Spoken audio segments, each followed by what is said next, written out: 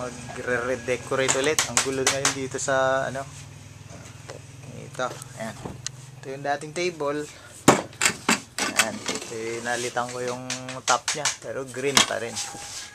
Ngayon, ilalagay si ano ngayon, si Rambi ng cable adhesive dun sa bago namin plate. Ito yung bagong table setup ulit. Ganun din.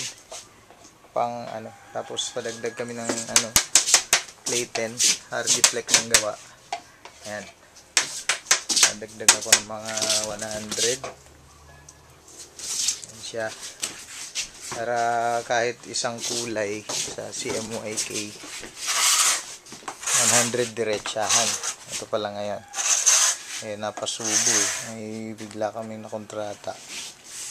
800 sets t-shirt pala. Okay, hahabol namin hanggang bukas ng hapon. Sana matapos namin.